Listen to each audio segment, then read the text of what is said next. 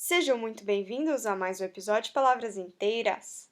Após a discussão de altíssimo nível no Twitter, o tão aguardado debate entre Marco Feliciano e Felipe Neto veio às telas do YouTube, com 45 minutos de muita groselha e expressão corporal.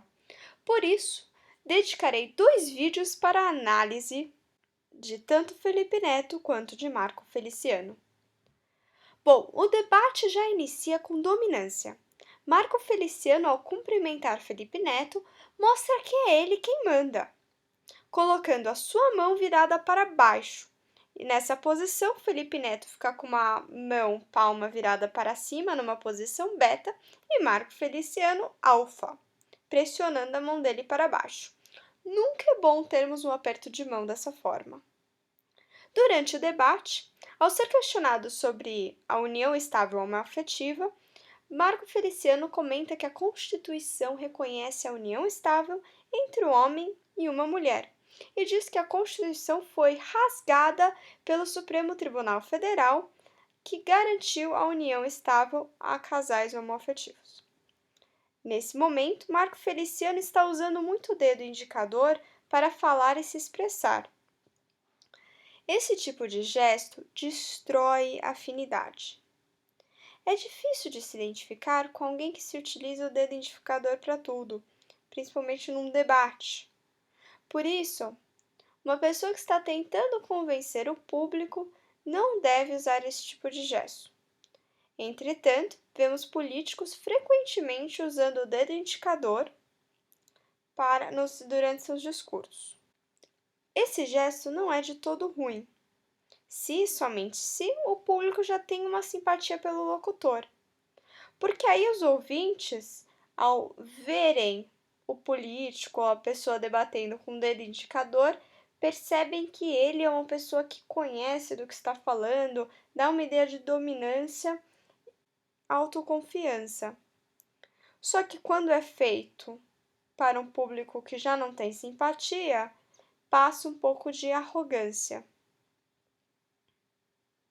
No caso, Marco Feliciano não está tentando convencer o Felipe Neto, mas sim o seu público.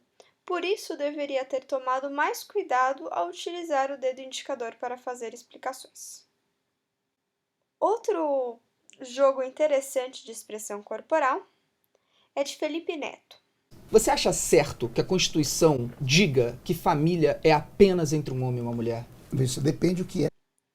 Felipe Neto então pergunta se a Constituição estaria errada ao definir a união estável entre um homem e uma mulher. Ele faz um gesto de karatê com a mão. Isso demonstra dominância e autoconfiança. Logo depois, Marco Feliciano não responde à pergunta, ele dá aquela enrolada básica e Felipe Neto não deixa barato. Respondeu, Marco. O quê? Você não respondeu se você considera que a Constituição precisa aceitar Não, a a Constituição união precisa ser entre pessoas do debatida. mesmo sexo. Ele faz uma posição de pseudo-reza, com as duas mãos juntas e fazendo movimentos de karatê também, meio que de cortar, né, com a mão. Esse tipo de movimento não deve ser utilizado jamais, porque ele destrói a afinidade, já que ele dá um tom de condescendência para quem utiliza. Ou seja, Felipe Neto trata Marco Feliciano como um inferior ao fazer esse gesto de pseudo-reza com as mãos.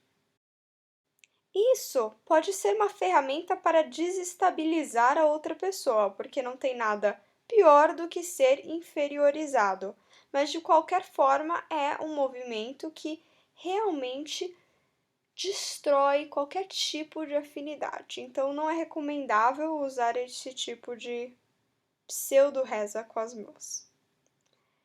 Esse foi mais um episódio de Palavras Inteiras. Se você gostou do vídeo, por favor, curta aqui embaixo, se inscreva no canal para acompanhar as próximas análises. Se tiver alguma ideia para um vídeo, comente abaixo e vejo vocês na próxima.